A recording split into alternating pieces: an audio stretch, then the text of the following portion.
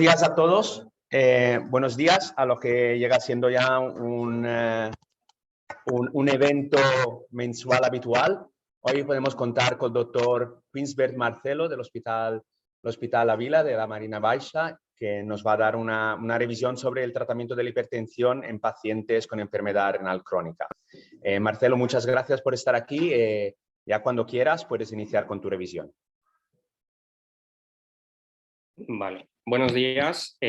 Como bien el doctor Montero me dijo, mi nombre es Marcelo Quinsbert, soy nefrólogo del Hospital Marina Baixa en Villajoyosa, Alicante, y hoy vamos a comentar lo que es el tratamiento de hipertensión en pacientes con enfermedad renal crónica que no reciben diálisis. Básicamente, esta revisión es como piedra angular, va a usar a las guías CADIGO, la actualización del 2021, y vamos a introducir algunos matices de las diferentes guías. Este es el sumario del que voy a seguir. Comentar que posterior a la publicación de las guías anteriores en 2012, salieron estudios importantes como el SPRINT y otras directrices de otros grupos que obligaron al grupo CADIGO a hacer una revisión de las mismas directrices. Para eso eligieron al grupo Cochrane de riñón y trasplante de Australia para encargarse de la revisión y actualización de estas guías. El grupo, dentro de lo que cabe, identificó dos áreas principales que merecen especial atención en cuanto a la revisión de estas guías, y son la medición de la presión arterial y los objetivos de presión arterial. En cuanto a la medición de la presión arterial, como con grado de recomendación 1B, se recomendó tomar la presión arterial estandarizada en relación a la que nosotros lo que más habitualmente hacemos, la de la medición de rutina en la consulta, dado que gracias a esto pues, se puede extrapolar los resultados de los ensayos clínicos, ya que la mayoría de los ensayos clínicos con mayor evidencia se han realizado medición de tensión arterial estandarizada. Esto es básicamente uno de los pasos que hay que hacer para completar esa medición, que lo podemos resumir acá en un gráfico que presenta la guía de hipertensión internacional. También lo que recomiendan es el uso de aparatos de tensión automatizados, estandarizados, que no es una obligación, realmente es una recomendación. Lo importante es tomar la tensión arterial de forma estandarizada. Como pueden ver, a lo largo de los años hemos ido cambiando de pasar de tomar tensiones arteriales de forma manual a posteriormente ya de manera estandarizada. Además, con un grado de recomendación 2B, sugieren también como pruebas complementarias usar el MAPA y el AMPA para poder llevar un mejor control de la presión arterial de los pacientes. Esto es básicamente tanto en la guía internacional de hipertensión como en la europea, los objetivos o grados de tensiones que se fijan para catalogar como hipertensión según la diferente medida de forma ambulatoria. Esto también nos sirve además porque con la medida estandarizada en la consulta no podríamos discernir lo que viene a ser bien la hipertensión de bata blanca o la hipertensión enmascarada. Entonces, gracias a estas otras formas de medida podemos llegar a dar con estos diagnósticos que con el pasar del tiempo van aumentando. Dentro de las intervenciones en el estilo de vida para reducir la presión arterial en estos pacientes, también se han visto dos situaciones importantes, que son la ingesta de sal o de sodio y la actividad física. Este es un resumen básicamente de esas recomendaciones. La recomendación grado 2C en cuanto a la ingesta de sal es tenerla por debajo de 2 gramos o lo que es equivalente a 5 gramos de cloruro de sodio, ya que el cloruro de sodio 40% es sodio. Entonces, básicamente es el equivalente. ¿Por qué? Porque ya incluso en pacientes que llevan un tratamiento con IGCAS-IARA2 que disminuye el riesgo cardiovascular, se ha visto que incluso cuando además se asocia la dieta baja en sodio, esto mejora los beneficios renales y cardiovasculares en estos pacientes. Y dentro de lo que viene a ser la actividad física, la recomendación es una actividad física de intensidad moderada por duración acumulada de al menos 150 minutos por semana. Evidentemente esto no es para todos, esto hay que individualizar según las comorbilidades y tolerancias de cada uno de los pacientes. Este es un metaanálisis en el cual se vio que el entrenamiento físico regular generalmente se asocia con mejores resultados de salud en personas con enfermedad renal crónica. Las guías que digo para esta recomendación supusieron revisar otras guías y entre esas de las que se acuñaron estas recomendaciones de la americana, que es la que básicamente hace esta recomendación de 150 minutos por semana. Dentro de los objetivos de presión arterial, evidentemente según la guía que tú consultes vas a encontrar diferentes objetivos. Evidentemente para hablar de objetivos primero tenemos que definir lo que es la hipertensión y según el grado, según las guías que tú consultes vas a encontrar diferentes datos de tensión arterial para catalogar esto. Previamente estos 4 podríamos haber dicho que eran iguales hasta el 2018, pero posteriormente la americana bajó las cifras a 13,8, con lo cual básicamente por el resto de las otras guías ha sido bastante criticada, pero bueno, es la que se mantiene con tensión arterial por encima de 13,8. Este es un resumen básicamente igual de lo que vienen a ser las tensiones arteriales y los grados de hipertensión según las diferentes guías. Además, aquí podemos ver también una tabla en la cual se correlaciona el grado de hipertensión arterial con el deterioro de función, el grado de insuficiencia renal crónica, y con lo cual va a aumentar, ambas correlaciones llevan a grado de riesgo cardiovascular de nuestros pacientes. Dentro de los objetivos, como hemos mencionado, se recomienda que sean tratados con un objetivo de presión arterial los pacientes con enfermedad renal crónica con tensión arterial por debajo de 12 cuando se tolere usando la medición de presión arterial estandarizada en el consultorio. Esto es una recomendación 2B, básicamente avalado por un solo ensayo clínico, que es el más importante de hecho para esto, que fue el SPRINT, que bueno, todo el mundo lo conoce. Es un estudio que en realidad se tuvo que detener, se inició en 2010 y se tuvo que detener en 2013 porque se perseguían 2 objetivos de control: el intensivo, mantener tensiones por debajo de 12, y el otro por debajo de 14. Al final se vio que en los pacientes con el objetivo intensivo tenían menor riesgo, mucho menor riesgo cardiovascular que el otro grupo, por lo cual los patrocinadores decidieron suspender el fármaco porque era injusto mantener el estudio, porque era injusto continuar con el mismo. Esto es una comparativa dentro de los 2 estudios que también se podrían solapar, que viene a ser el ACCORD, que viene antes que el SPRINT. Justo cuando el ACCORD se estaba presentando, se estaban recogiendo datos del SPRINT.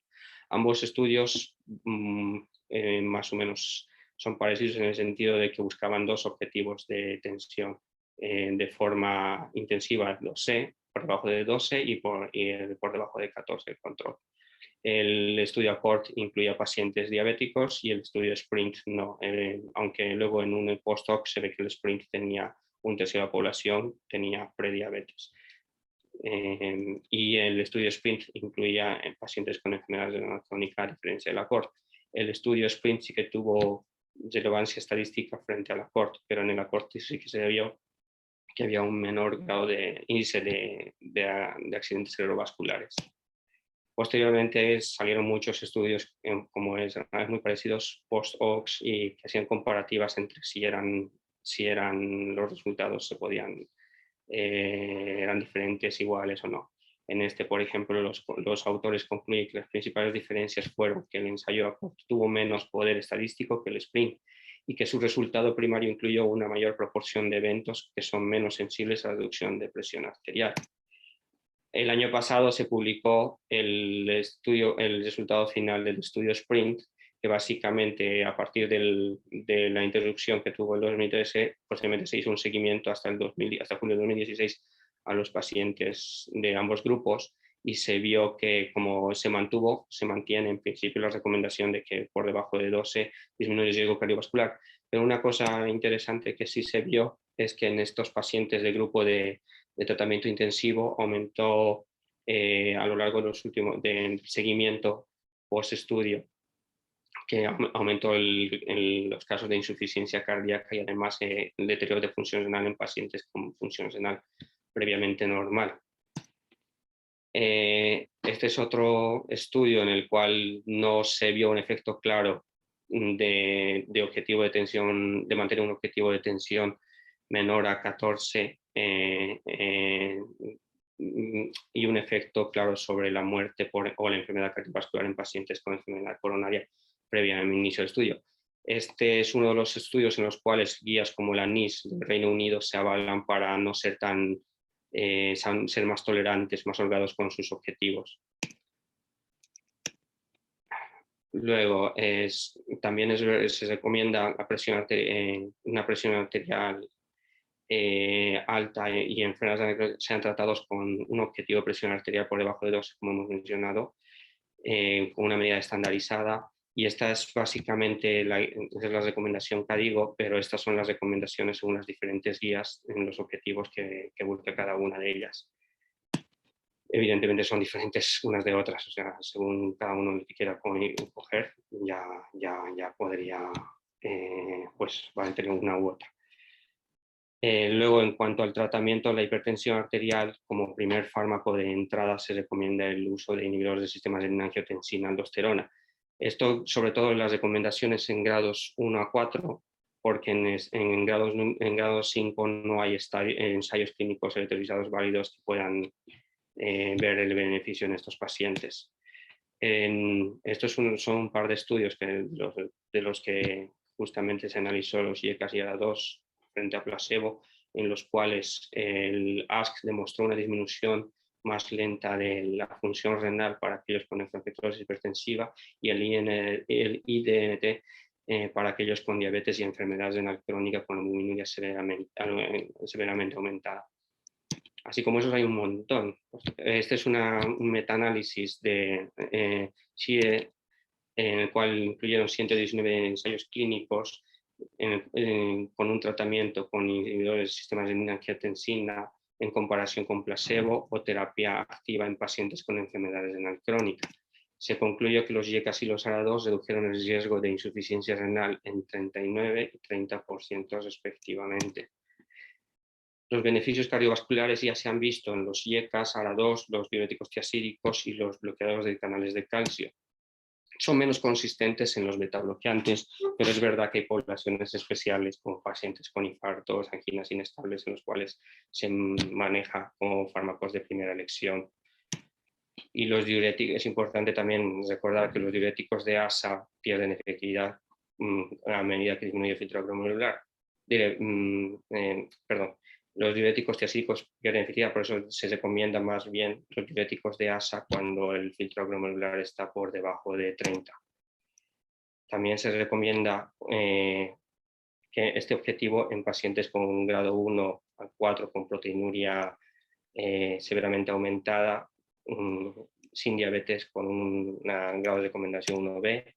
Este es un metaanálisis igual, en el cual se coge pacientes con grado 3-4 con una proteinuria severamente aumentada, en el cual se hace revisión en pacientes sin diabetes, en el cual se hace revisión de varios estudios como el ICE-PREALIGIS en el REIN-STAROS, y se ve que claramente hay una disminución del riesgo cardiovascular y progresión de enfermedad renal en los pacientes tratados con estos fármacos.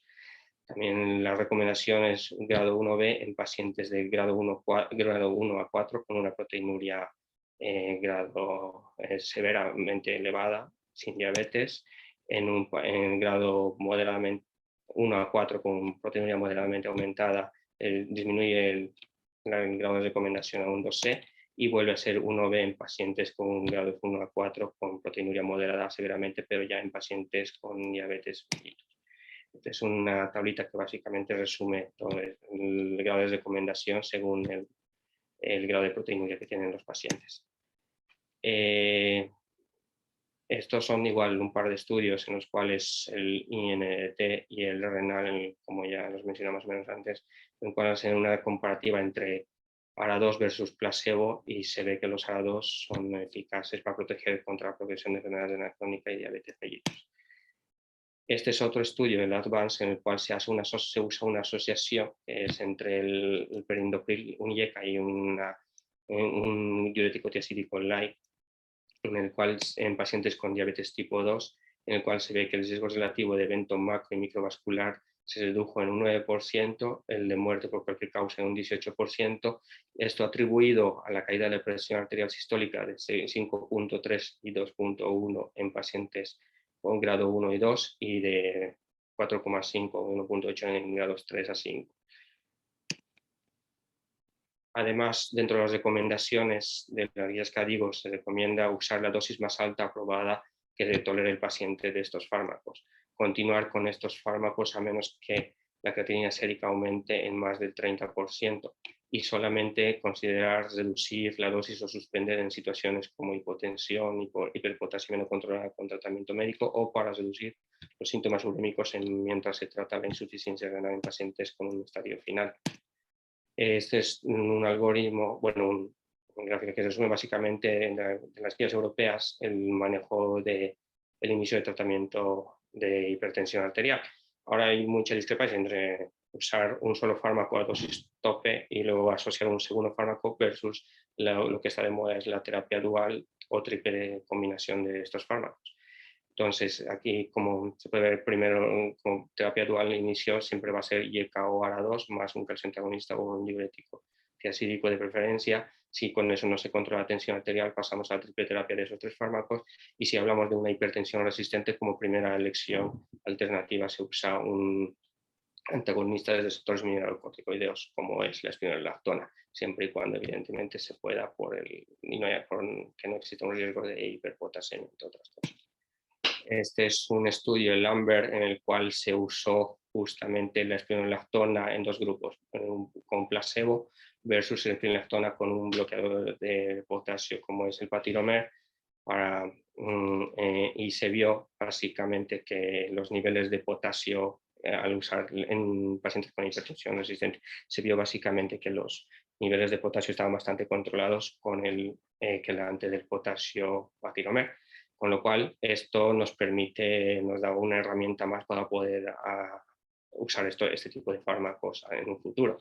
Evidentemente no hubo gran diferencia en cuanto al control de la tensión arterial, pero entre espironolactona placebo versus espironolactona patiromer, pero sí lo que nos interesa es el hecho de poder acceder a usar estos fármacos. Estos vienen a ser, a modo de referencia, los tres quelantes de potasio con los que contamos actualmente. Y también existe este estudio, el Fidelio, en el cual se compararon pacientes con finerenona ya en pacientes diabéticos que ya llevaban un tratamiento con IECA o ARA2 de base y se vio que reducían el riesgo de criterio principal de valoración compuesto de filtrado glomerular, la insuficiencia renal y la muerte renal. También la finerenona redujo el riesgo de eventos cardiovasculares. Sin embargo, su efecto sobre la reducción de presión arterial no fue muy importante, fueron 2 a 3 milímetros de mercurio. Aquí podemos ver además el efecto que tuvo también en reducción de la proteinuria y una de las cosas que llaman la atención es que se reportaron varios casos de hiperpotasemia asociados. Además que disminuyó claramente el riesgo cardiovascular en los pacientes tratados con este fármaco. De hecho, si recuerdo bien, el mes pasado se ha aprobado por la Agencia Europea del Tratamiento con estos fármacos. En cuanto al manejo de la presión arterial en receptores de trasplante renal, las recomendaciones son tensiones arteriales. Los objetivos de tensión no son tan estrictos como en pacientes no trasplantados. El objetivo es por debajo de 13 de sistólica frente a 12, que lo habíamos comentado antes. Y como uso con medicamentos de base, se recomienda el uso de calcioantagonistas dihidropiridínicos y antagonistas de receptores o ARA2, antagonistas de receptores de angiotensina 2. Esto, entre otras cosas, como ya he mencionado ahí, medido evidentemente los objetivos siempre se mencionan con medición de tensión arterial de manera estandarizada en la consulta. no son tan estrictos, dado que el paciente trasplantado es un paciente con un riñón denervado y puede tener un riesgo mayor de eventos adversos si nos empeñamos en la reducción de presión arterial a los objetivos por debajo de 12. La recomendación, como ya mencioné, en grado 1C es usar de entrada bloqueadores del sistema de calcio antagonistas y dihidropiridínicos o ARA2. Este es un estudio, un metaanálisis realmente, porque se vio que los calcioantagonistas disminuían el riesgo cardiovascular y además prolongaban la duración del injerto, pero se hizo un metaanálisis en el cual se hizo una discriminación entre calcioantagonistas dihidropiridínicos versus no dihidropiridínicos y se vio que los dihidropiridínicos disminuían el riesgo relativo en un 38% frente a los no dihidropiridínicos. Este es un estudio comparativo en el cual también en pacientes trasplantados renales en el que se usaron este es un metaanálisis en el cual se ven que los YECAS y ARA2 disminuyen el riesgo cardiovascular, que ya se ve que se disminuye el riesgo cardiovascular. Además, curiosamente, si ven, alargan la vida del injerto renal, sobre todo los ARA2. De ahí la recomendación del uso de ARA2 como primera elección más que los YECAS. Y este es un estudio posterior a la guía KDIGO, a la publicación de 2021, es un estudio en el cual se extrapola a la población estadounidense, en el cual se ve que el 69% de los pacientes, de los adultos en Estados Unidos, serían pacientes elegibles para los objetivos de tensión arterial por debajo de 12, y que además de los pacientes con albuminuria, un 78%, los pacientes con albuminuria, solamente el 39% están llevando YECAS y ARA2 a día de hoy. Esto es básicamente un resumen de todas las recomendaciones de las guías KDIGO en cuanto al manejo de la presión arterial. Y para concluir, la presión arterial es frecuente en los pacientes con enfermedad renal crónica y el grado de control no es óptimo, no es el que debería a día de hoy. El inicio de tratamiento depende del diagnóstico correcto, para lo cual se debe valer en la medida de lo posible de presión arterial estandarizada. Evidentemente eso es muy complicado en nuestro día a día, en nuestra práctica clínica habitual, pero para eso también tenemos que apoyarnos en herramientas como el MAPA y el AMPA. Hay muchas discrepancias entre los objetivos de presión arterial según las guías que nos fijemos, como yo hablo más que todo en las KDIGO, porque la revisión que hice es el objetivo por debajo de 12 en pacientes que no en diálisis, pero y no trasplantados, y en pacientes trasplantados es por debajo de 13, mientras que si nos fijamos las guías europea, NICE y la internacional, el objetivo es por debajo de 14, y la americana, el objetivo es por debajo de 13 de sistólica.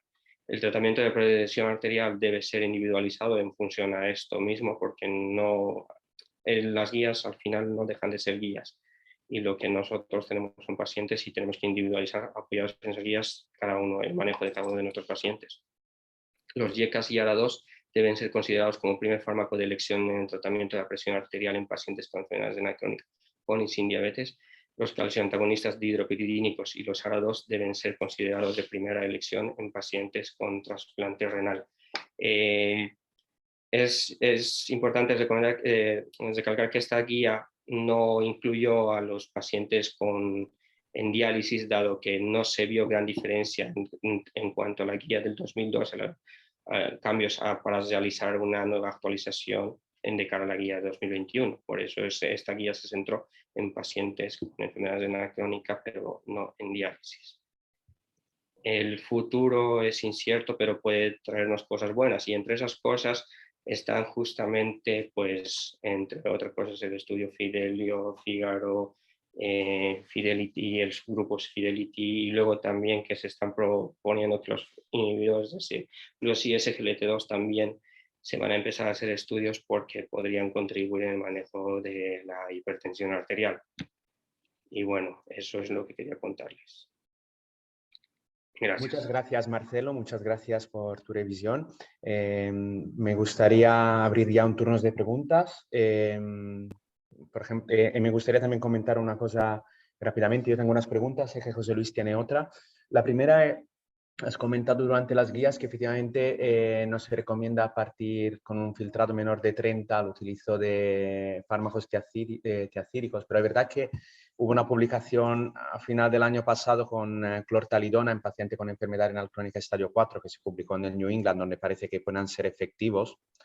Y lo digo también como recordatorio porque dentro de lo que es el proyecto de realizar píldoras de estudios de impacto, la doctora Santos sí que hizo una revisión de 4 minutos del artículo y recomiendo a todos de poderlo ver en el canal YouTube de la sociedad. Mi pregunta es, mi sensación es que no acabamos de creernos las guías, o sea, que nos cuesta mucho, o a mí personalmente, bajar la tensión a menor de 120 por la sistólica en paciente con enfermedad renal crónica.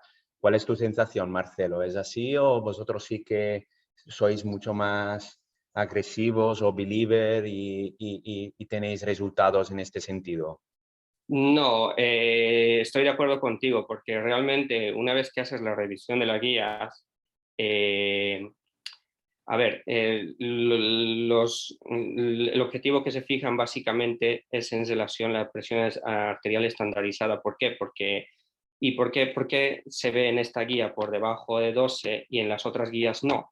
Porque en principio las otras guías asumen que como nosotros vamos a tomar la tensión arterial de rutina, muchas veces esa tensión que estamos tomando puede dar a fallos en cuanto a la tensión arterial del paciente, que podemos incluso sobrevalorar en función de la tensión arterial que tiene el paciente en el domicilio. De ahí que las otras guías no son tan estrictas. En nuestro hospital, en lo que se refiere a nuestra práctica habitual, evidentemente nos cuesta mucho llegar a estos objetivos de presión arterial por debajo de 12, ya que muchos de nuestros pacientes muchas veces, ya sea por incumplimiento, ya sea porque no controlan bien la tensión arterial, a veces cuando llegamos a estos objetivos pasa que, y además también que vivimos en un área que es muy dependiente de los cambios meteorológicos, muchas veces nuestros pacientes terminan teniendo casos de mareos, hipotensiones, síncopes. Entonces, realmente, aunque las guías, por eso dije, las guías son guías, nos orientan más o menos los objetivos a los que tenemos que acercarnos. Esto al fin y al cabo lo que hay que hacer es individualizar en nuestra práctica clínica. Personalmente es muy complicado para nosotros también acercarnos a esos objetivos por debajo de 12 que dicen las guías. Vale, gracias, Marcelo. Soy José Luis Borriz. Quizás dos comentarios muy breves. Uno, has comentado el estudio de Agarwal de la utilización de tiacidas en enfermedad renal crónica estadio 4. Sí que es verdad que todos hemos conocido que las tiacidas son diuréticos de bajo techo, pero aquí parece que tienen un papel importante en la hipertensión arterial en enfermedad renal crónica avanzada. ¿Qué mecanismos, aparte del manejo del volumen y el sodio, crees que pueden explicar estos resultados realmente tan buenos en estadio 4? Yo, en principio, lo que pienso es que, a ver, creo que te refieres a Lambert, no sé si es en... Sí, Agarwal, clortalidona, estadio 4. Vale. A ver, en principio, básicamente, muchos de los mecanismos tienen que ver por el hecho de que son natriuréticos, los diuréticos tiazídicos. El problema es que conforme van perdiendo va cayendo el filtro glomerular, este efecto va perdiéndose y por eso en estadios más avanzados es que ya se ve que ya no son tan efectivos. Lo que ha dicho Marco antes en cuanto a la clortalidona, el estudio que se ha comentado y ahora también, hasta donde tengo entendido, se está haciendo uno parecido con la inapamida, son justamente para verificar que en estadios por debajo, pues estadio 4, sean más efectivos estos fármacos. Evidentemente, tendremos que ver los resultados de estos, pero es más que todo por el principal mecanismo es el efecto natriurético de estos fármacos, pero el hecho de, como digo, de perder el filtrado, disminuir el filtrado glomerular, hace que estos fármacos vayan perdiendo eficacia en ese sentido. Quizá nos hemos olvidado que clásicamente los diuréticos tienen un efecto más natriurético al principio, pero a medio y largo plazo tienen un efecto venodilatador y vasodilatador, y quizá a lo mejor pudiera actuar ahí estos mecanismos en enfermedad renal crónica, ¿no? Probablemente también serían coadyuvantes, evidentemente. Sí, Muchas gracias. Vemos que no tenemos más preguntas y quiero cerrar este Nefrotalk de antes del verano para anunciar la segunda convocatoria de ayudas a la publicación, y la Sociedad Valenciana de Nefrología ha establecido una bolsa de 30.000 euros para todos aquellos socios de la Sociedad Valenciana de Nefrología que desarrollen su investigación en la Comunidad Valenciana y que necesiten, pues, que tengan un artículo aceptado en una revista y entonces necesiten hacer el pago. Se ha establecido un pago de 30.000, una bolsa de 30.000 euros, y cualquiera que tenga una aceptación en un artículo en revistas de impacto, por favor, que mire las normas en nuestra web, y la Sociedad Valenciana de Nefrología financiará estos artículos solo de investigación, no artículos de editorial ni nada especial, simplemente solo de investigación. Pues sin más, que paséis un buen verano y gracias a todos por estar ahí detrás. Un saludo.